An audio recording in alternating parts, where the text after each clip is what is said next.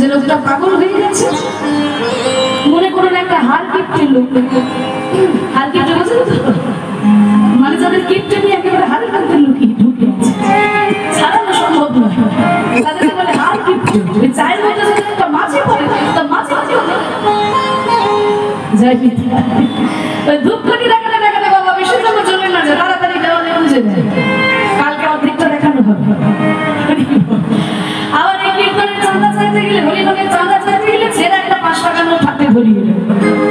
তা এইরকম একটা হার কিপ্টে লোক যদি কীর্তনের আসলে হঠাৎ করে দাঁড়িয়ে বলতে শুরু করে যে আমার আর বিষয় সম্পত্তি কিছু ভালো লাগছে না, আমার আর টাকা পয়সা লাগবে না, আমি সব ব্রাহ্মণ বৈষ্ণবদের দান করে দেব, সবাই বলে মাথাটা একেবারে খারাপ হয়ে গেছে। তাহলে যেই ভগবান কোনোদিন কাউকে প্রেম দিল না, সত্য যুগে কাউকে প্রেম দিল না, ত্রেতা যুগে কাউকে প্রেম দিল না, দ্বাপর যুগে বৃন্দাবনের বাইরে কাউকে প্রেম দিল না, সেই ভগবান কলি যুগে এসে হঠাৎ কেন এত দয়ালু হয়ে গেলেন? বলে কেন হয়েছে জানো না? দশচক্রে ভগবান ভূত হয়ে যায়। 10 জনের চক্রে যদি পড়ে তবে ভগবানকেও হার মানতে হয়। 10 জন কে কে? ললিতা, বিশাখা, চিত্রা, চম্পকলতা, রঙ্গদেবী, সুদেবী, তুঙ্গবিদ্যা, ইন্দুরেখা, এই 8 জন সখী, আর রয়েছেন রাধা রানী, আর আড়ালে রয়েছেন বুড়িমা। ভগবান শ্রীকৃষ্ণ 10 জনের চক্রে পড়েছেন। সখীরা সঙ্গে গোবিন্দের কাছে এসে বলল, বধূ তুমি তো আমাদের রাধা রানীর কাছে প্রেম ঋণ নিয়েছো, কিন্তু সেই ঋণ তো শোধ দেবার কোনো নামগন্ধই তুমি করলে না। তাহলে সুদের সুদ তার সুদ বেড়ে বেড়ে তোমার সুদ এত বেশি হয়ে গেল যে আসলের থেকে তোমার সুদ অনেক বেশি হয়ে গেছে। তা তুমি যদি সারা দাপর যুগ ধরে প্রেম বিতরণ করে বেড়াও, তবু যে তোমার এই প্রেমের ঋণ শোধ হবে না। তা আমার কি কোনোদিনই প্রেমের ঋণ শোধ হবে না? বলে হ্যাঁ, শোধ হবে। কবে হবে জানো? যেদিন তুমি ওই নদীর কোলে জীবের দরে দরে কাউকে চোখটা চক্ষু বিচার না করে তোমার ওই গোলকের প্রেমে হন সবাইকে বিলাতে পারো, তুমি সেদিন খালাস পাবে।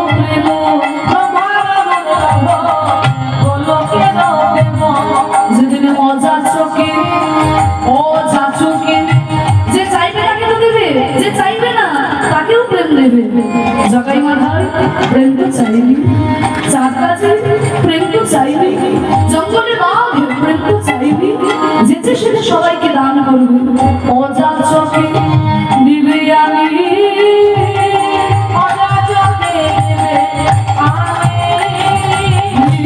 চন্দ্রে কবে তোরে কবে তোরে খালাসে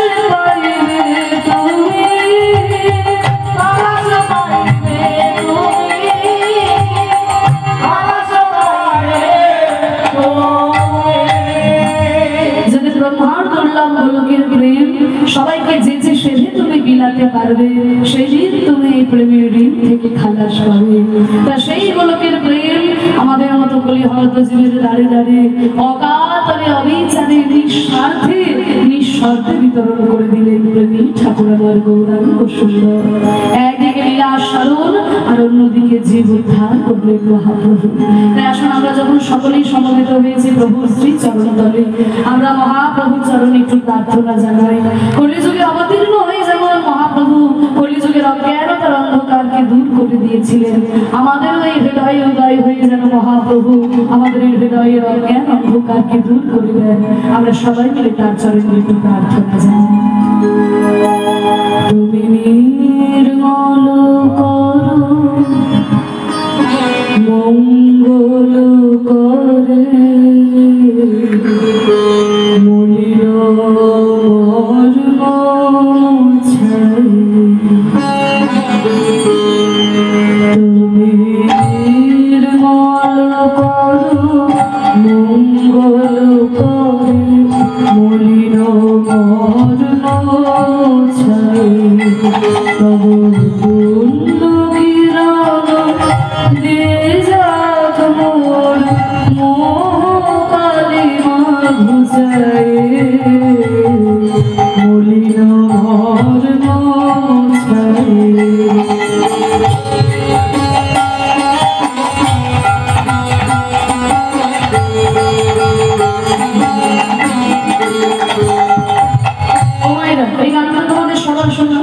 ছোটবেলা থেকে আমরা এই গানগুলো শুনে শুনে বড় হয়েছি, কিন্তু আমরা বাঙালি হলে কি হবে, এখন আবার বেশিরভাগ বাঙালি বাংলা কথার মানে বোঝে না।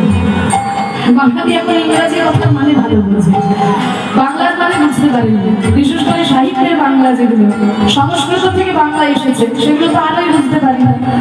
আমি একটু ব্যাখ্যাটা তোমাদের কাছে করে দিচ্ছি, পরে যখন এই গানটা শুনবে যেন প্রত্যেকটি কথা একেবারে হৃদয়ে গাঁথা থাকে। বলছে তুমি নির্মল করো, নির্মল করা মানে পরিষ্কার করা, মঙ্গল করে কর মানে হাত, তোমার মঙ্গলময় হাত দিয়ে তুমি পরিষ্কার করো। কি পরিষ্কার করবে না মলিন মর্ম মুছাই। মলিন মানে ময়লা, মর্ম মানে অন্তর। আমার এই ময়লা মনকে, আমার এই ময়লা অন্তরকে তোমার মঙ্গলময় হাত দিয়ে তুমি পরিষ্কার করে দাও ঠাকুর। শুনেছি তুমি মঙ্গলময়, আর আমার এই দেহের মধ্যে হৃদয়ের মধ্যে কাম ক্রোধ লোভ মদ মোহ আশ্চর্য হিংসা ছল জর্জরি জুয়া বিদ্বেষ এইসব ময়লাই আমার মনকে ভরে দিয়েছে ঠাকুর। আমার এই মনের যত ময়লা তোমার ওই মঙ্গলময় হাত দিয়ে তুমি নিজে পরিষ্কার করে দাও। ছোট ছোট বাচ্চারা অনেকক্ষণ অঙ্ক কষতে কষতে যখন দেখে কিছুতেই অঙ্ক মেলাতে পারে না, তখন মাকে ডাকে, মাস্টার মশাইকে ডাকে, ও মা ও মা দেখো অনেকক্ষণ ধরে অঙ্ক মেলানোর চেষ্টা করছে, কিছুতেই মিলছে না মা গো, তুমি এসে একটু মিলিয়ে দিয়ে যাও। অনেকক্ষণ চেষ্টা করে যখন পারে না তখন মাকে ডাকে, মাস্টার মশাইকে ডাকে। তেমনি আমি অনেক চেষ্টা করেছি আমার এই মনের ময়লা পরিষ্কার করার, আমি তো পারি নাই ঠাকুর। তাই আমি তোমার চরণতলে ছুটে এসেছি, তোমার মঙ্গলময় হাত দিয়ে আমার এই ময়লা মনকে তুমি নিজের হাতে পরিষ্কার করে রাখো।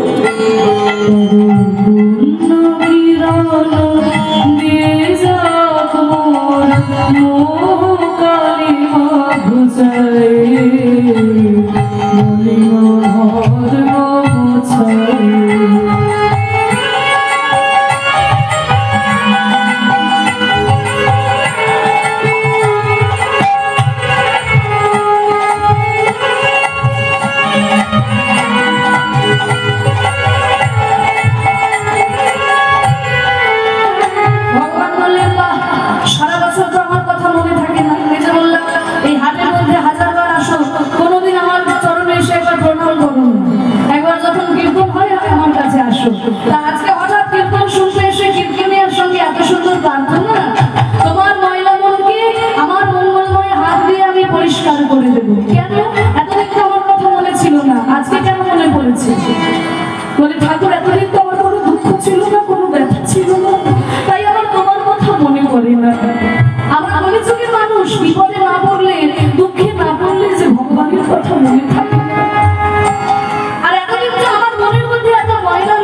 আমি তো বুঝতেই পারি না। কিছু মনে করো না মা, হয়তো এমন একটা জায়গায় তুমি বাস করো সেখানে সবাই ময়লা হয়ে থাকে, তুমি যদি ময়লা জামা কাপড় পরে থাকো তোমার কিছু মনেই হবে না। কিন্তু হয়তো এমন একটা জায়গায় গিয়ে তুমি পড়েছো সেখানে সবাই খুব পরিষ্কার পরিচ্ছন্ন, আর তুমি যদি একটা ময়লা শাড়ি পরে সেখানে দাঁড়াবে, তাহলে নিজে নিজেকে ঘিনঘিন করবে না? দেখো সবাই কত পরিষ্কার পরিচ্ছন্ন, আর আমি কেমন একটা ময়লা শাড়ি পরে চলে এলাম, তাহলে নিজেই নিজেকে ঘিনঘিন করবে। আমি যখন এই সংসারের ময়লা ভাবছিলাম আমি তো বুঝতেই পারি নাই আমার মনের মধ্যে ময়লা, কিন্তু আমি তখন তোমার চরণে প্রণাম করলাম, সারাদিন ধরে তোমার এই ভক্তির কথা, তোমার লীলা গুণগান শ্রবণ করলাম।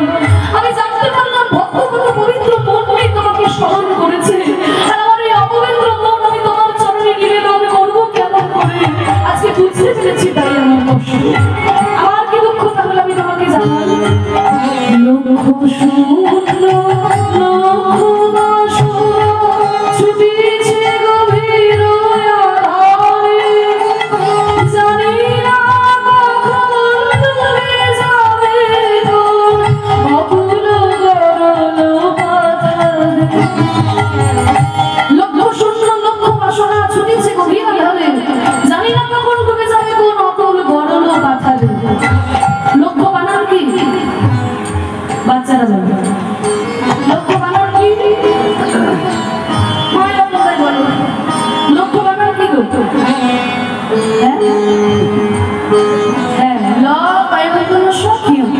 আরেকটা বানান হচ্ছে ল ক্ষীণে জফলা, দুটো বানান আলাদা, মানে আলাদা।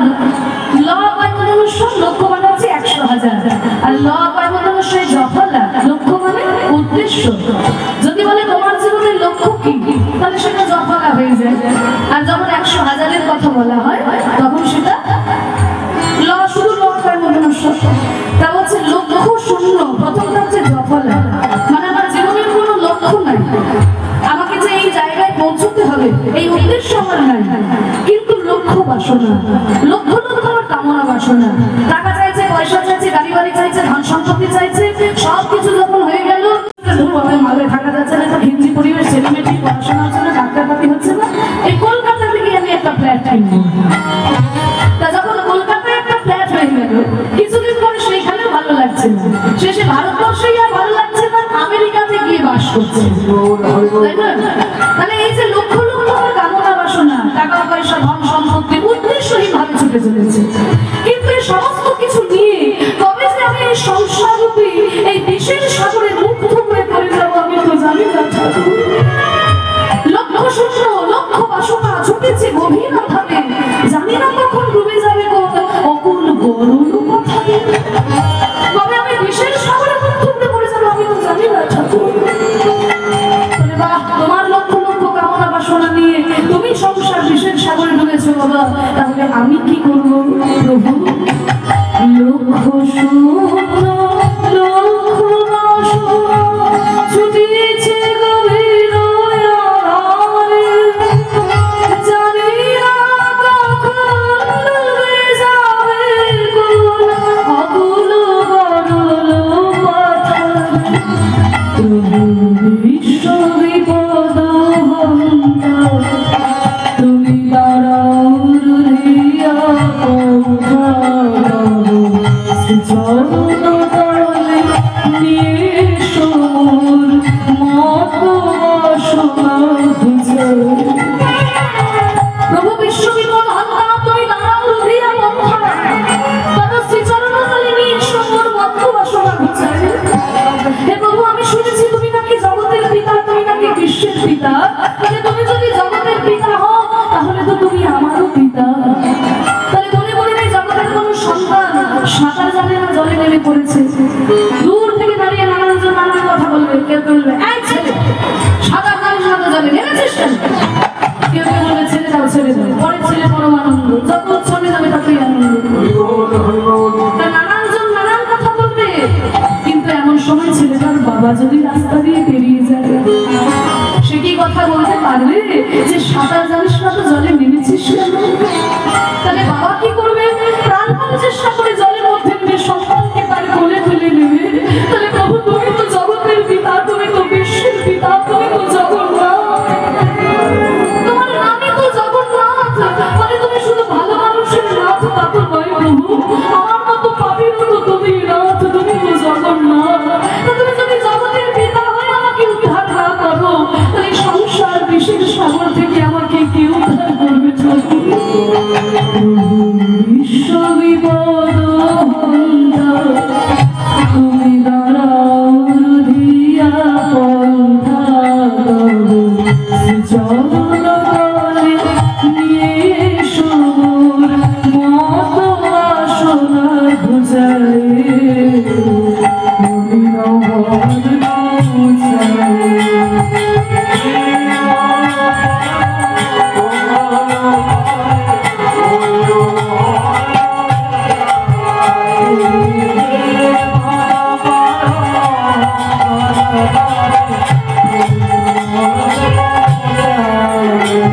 ভগবান বললেন বাহ, তোমরা কলিযুগের মানুষ তো, যখন আমাকে ভক্তি দিয়ে বাড়তে পারো না তখন যুক্তি দিয়ে বেঁধে দাও, যখন দেখো ভক্তি দিয়ে পারছো না তখন যুক্তি দিয়ে বেঁধে দাও। হ্যাঁ, বেদান্ত দর্শনে আমি বলেছি আমি সবার পিতা, সবাই আমার সন্তান, ঠিক আছে, আমি না হয় তোমাদের বাবা, তোমরা যখন আমাকে বাবা বলছো আমি তো তোমাদের উদ্ধার করবোই, কিন্তু তোমরা যে আমাকে বাবা বলছো, বাবার খোঁজ খবর রেখেছো? কি গো, বাবা বললে তো বাবার খোঁজ খবর রাখতে হয়। বলে হ্যাঁ রেখেছি, দেখেছি, হ্যাঁ তা আমি কোথায় থাকি তোমরা জানো? হ্যাঁ তো জানতো না, প্রতি বছর কীর্তন শুনছি, সব মুখস্থ করেছে। কোথায় থাকি বলো? এই তো রামচন্দ্র থাকে কোথায়? রাম মন্দির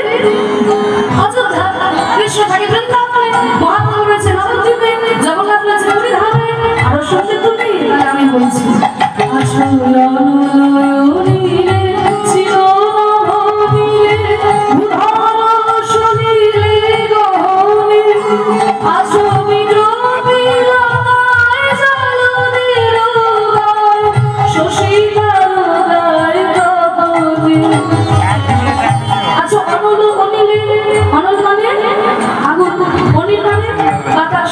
তাহলে আগুনেও তুমি আছো, বাতাসেও তুমি আছো, চির নভনীলে মানে আকাশের চির নীলেও তুমি আছো, ভূধর মানে পর্বতেও আছো, সলিল মানে জলের মধ্যেও রয়েছো, আর গহনে মানে জঙ্গলের মধ্যেও আছো। আছো বিটপি লতায়, বিটপি মানে গাছ, গাছের মধ্যেও আছো, লতা পাতাতেও আছো, জলদের গায়ে মানে মেঘের গায়ে তুমি আছো, শশী তারকায় চাঁদের মধ্যেও আছো, গ্রহ তারকাতেও আছো, আর তপনে মানে সূর্যের মধ্যেও তুমি রয়েছো।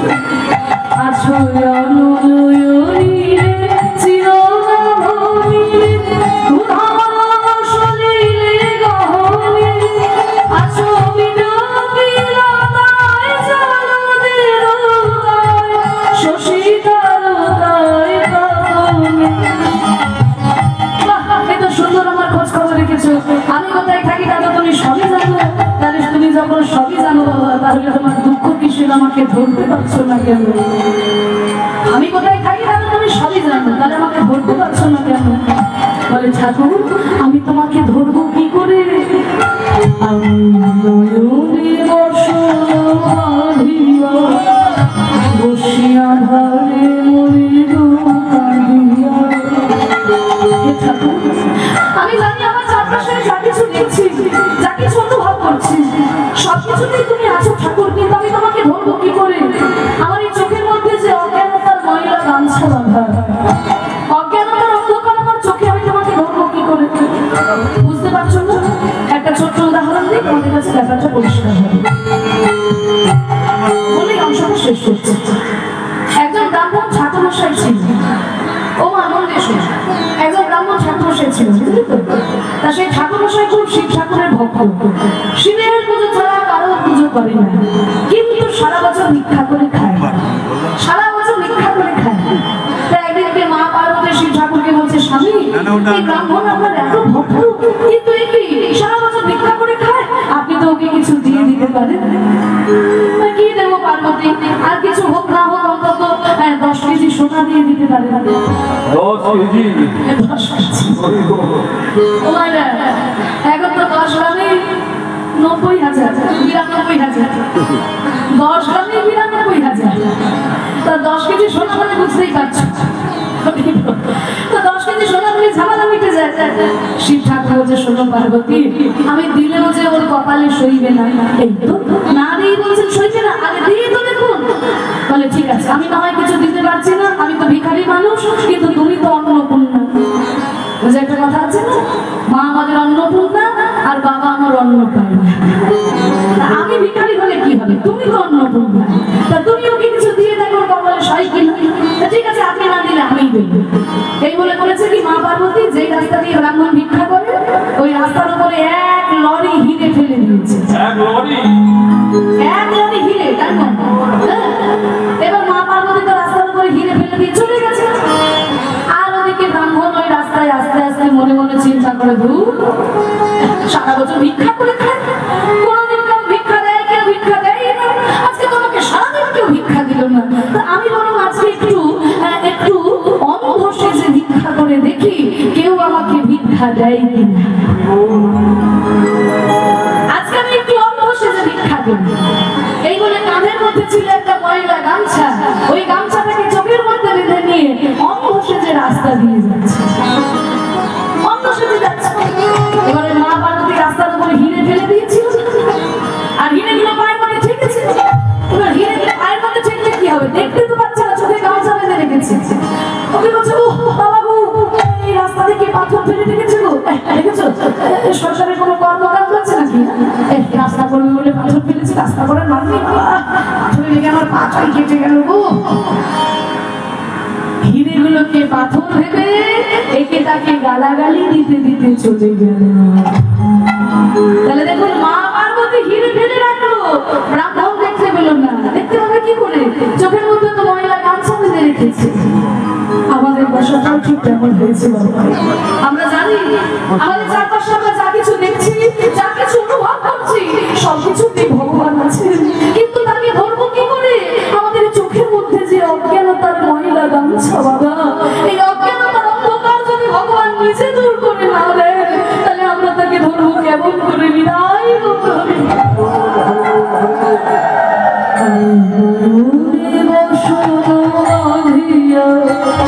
বসিয়া ঘরে মরিল কাঁদিয়া দেখি নাই কিছু বুঝি নাই কিছু দাও হে দেখায় বুঝায়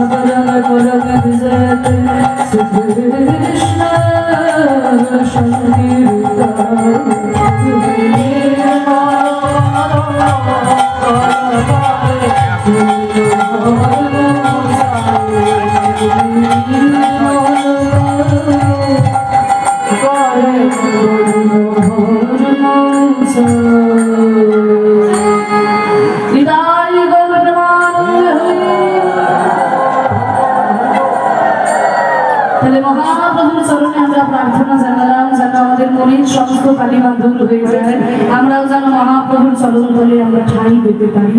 তা দেখুন আজকে চৈতন্য মহাপ্রভুর ভাবটি কেমন হয়েছে।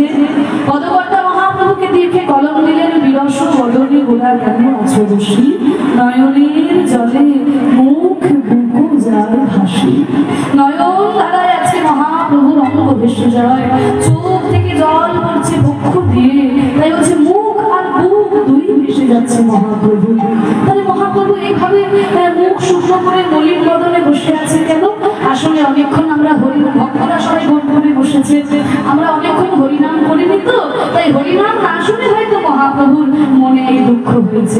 ঠিক আছে, আমরা যদি একটু হরিনাম করি তাহলে আমাদের মুখে হরিনাম শুনে মহাপ্রভু হরিনাম করবে, তাহলে আমাদের মহাপ্রভু আবার মলিন বদন আবার সরস হবে মহাপ্রভু। তাই ভক্তরা মহাপ্রভু চরণ তলে বসে মহাপ্রভুকে আজকে কৃষ্ণ নাম শোনাচ্ছে, যেই নাম দিয়ে মহাপ্রভু জগৎকে উদ্ধার করবে।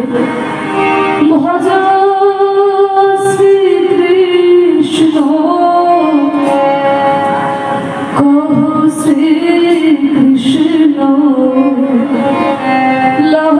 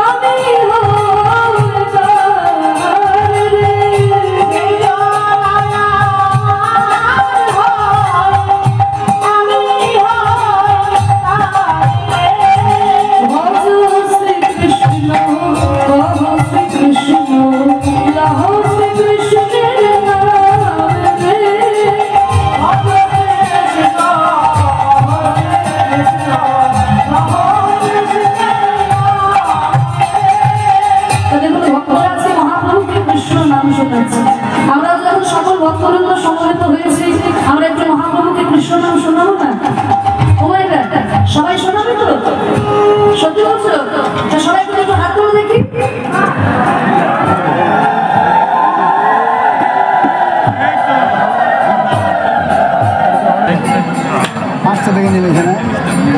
ছটায় ঢুকলাম। হ্যাঁ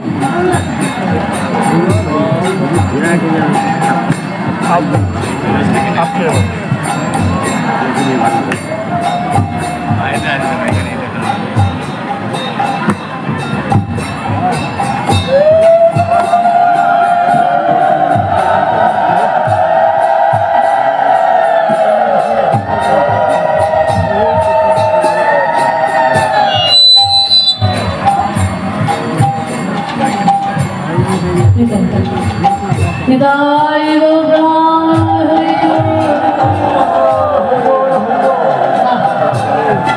একটু একটু মুখে আমরা একটু গাই মহাকবিকে একটু নাম শোনাই বলো সবাই মিলে ভজ শ্রীকৃষ্ণ কব শ্রীকৃষ্ণ লহ শ্রীকৃষ্ণের নাম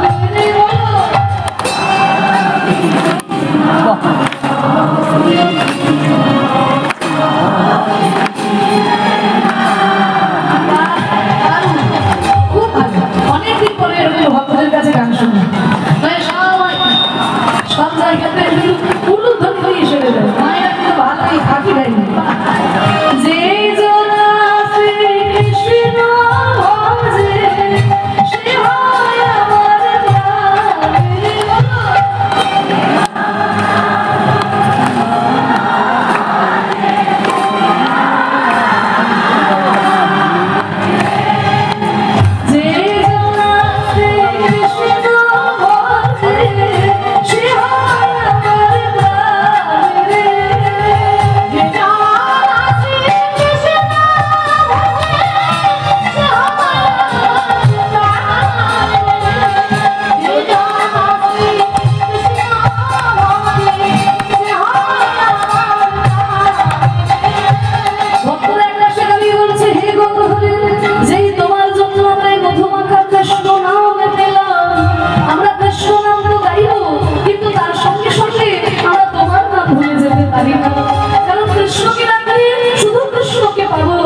তোমাকে ডাকলে আমরা রাধা কৃষ্ণকে একসাথে পেয়ে যাবো তাই ভক্ত আনন্দে গাইছে একবার ভজ গৌরাঙ্গ কহ গৌরাঙ্গ লহ গৌরাঙ্গের সবাই মিলে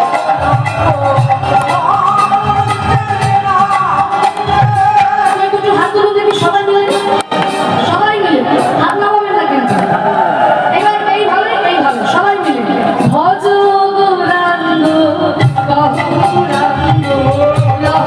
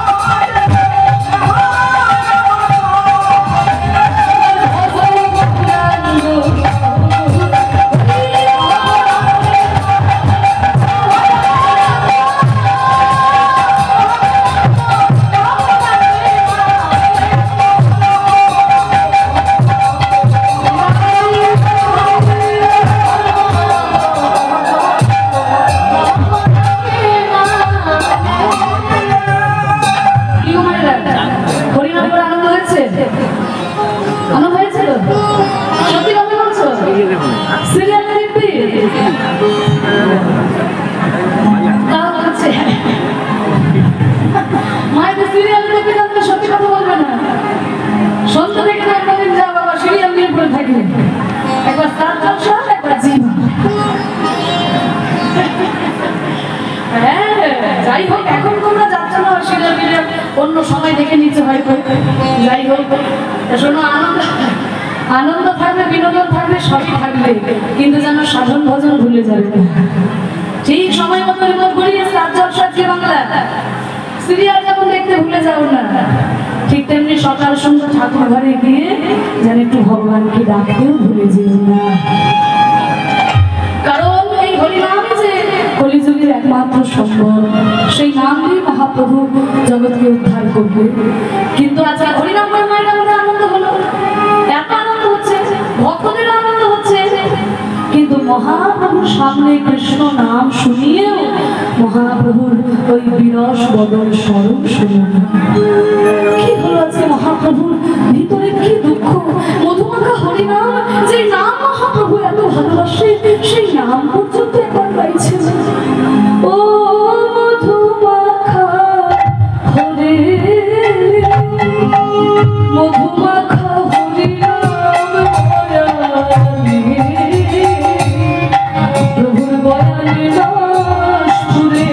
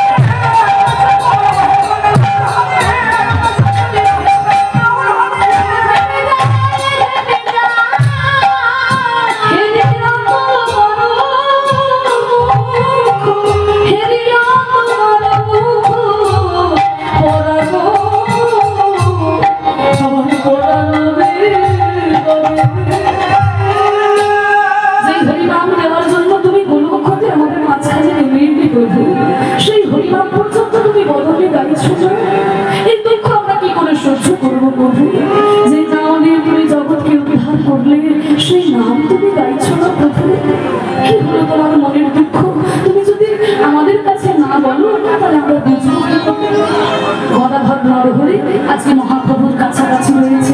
কি হলো মহাপ্রভুর আজকে, কি হলো দেখো, ভাবটা কেমন হয়েছে মহাপ্রভু। কি হচ্ছে? কিসের লাগিয়া, কিসের লাগিয়া মোরা ঘন তুমি ঘন ঘন কাঁপো,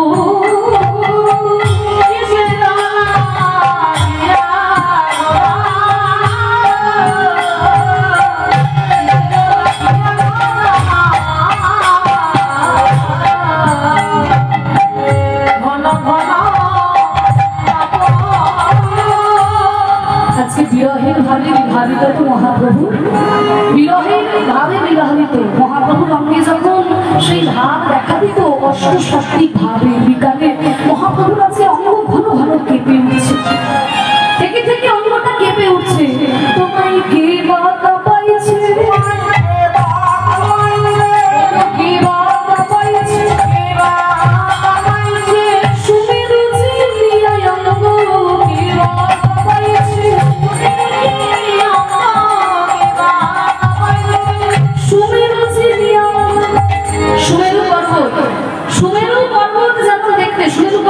বরফে ঢাকা থাকে না, সাদা ধপধপে হয়ে থাকে, মহাপ্রভুর সাথে সেই সাদা গৌর অঙ্গ সুমেরু পর্বতের মতো। এমনি মহাপ্রভু রঙ্গা ছিলেন, মহাপ্রভু নিজের হাতের চার হাত মহাপ্রভুর হাতগুলো এমনিতেই লম্বা ছিল, মহাপ্রভুর হাতগুলো হাঁটু অব্দি ঠেকে যেত। আমাদের কারোর হাত কিন্তু হাঁটু অব্দি ঠেকে নেই, হ্যাঁ আমাদের হাত হাঁটু অব্দি ঠেকে না, হাত ঠেকাতে গেলে একটু দেখতে হয়। কিন্তু মহাপ্রভুর হাতগুলো এত লম্বা ছিল যে হাঁটু অব্দি ঠেকে যেত হাতগুলো। তা সেই হাতের 4 হাত ছিলেন মহাপ্রভু। তা সেই এত বড় অঙ্গকান্তি, সেই অঙ্গকান্তি দেখে বলছে যেন সুমেরু পর্বত, সেই পর্বতের মতো মহাপ্রভু অঙ্গ কেন ধীরে ধীরে কেঁপে উঠছে। কে বা কাঁপাইছে সুমেরু চিনিয়ায় অঙ্গ, কে বা কাঁপাইছে হৃদয়ে কত ভাবনা।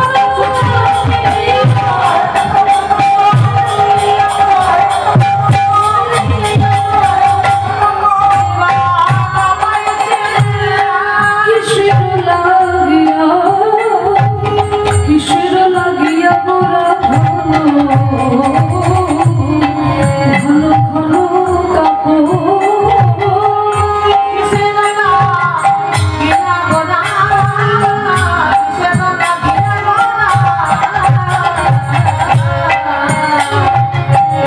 ঘন ঘন কাপো ওই দর্শনের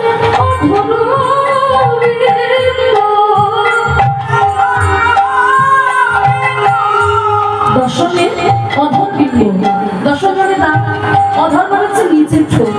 দেখবেন মায়েরা যখন আমাদের হৃদয়ে প্রচন্ড কষ্ট হয়, ফুপিয়ে ফুপিয়ে যখন একটা কান্না হয় না, তখন আমাদের ওই ঠোঁটটা, নিচের ঠোঁটটা দাঁত দিয়ে চেপে যখন ভিতরে কষ্ট হয়, মানে বাইরে প্রকাশ করা যাচ্ছে না, কিন্তু মানে ঠোঁটটা দাঁত দিয়ে চেপে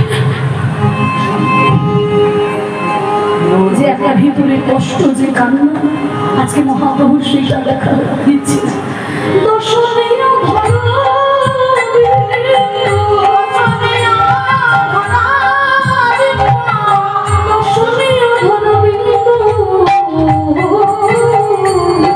তুমি রহি রহি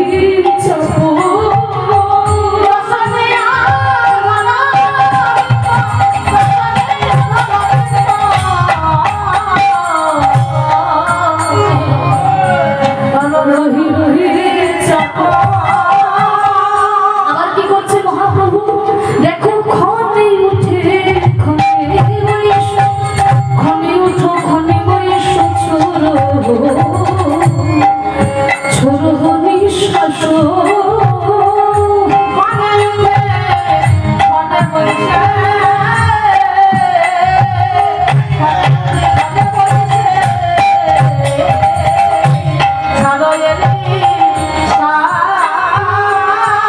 এবার যখন ভক্তরা অনেক কথা বলছে, একবার করে মহাপ্রভু উঠে দাঁড়াচ্ছে, কি বলবো তো বুঝতে পারছে না, হৃদয়ের ব্যথা, একবার করে বসে যাচ্ছে, একবার করে বাইরে যাচ্ছে, একবার করে বসে যাচ্ছে। আর মহাপ্রভু কি করছে, ভক্তরা যখন আকুতি মিনতি করছে, তখন মহাপ্রভু একটা দীর্ঘশ্বাস, ছোট নিঃশ্বাস। আর মহাপ্রভুর দশা দেখে ধৈর্য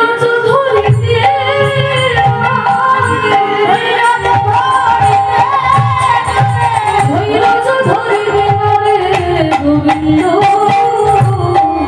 গোবিন্দ দাস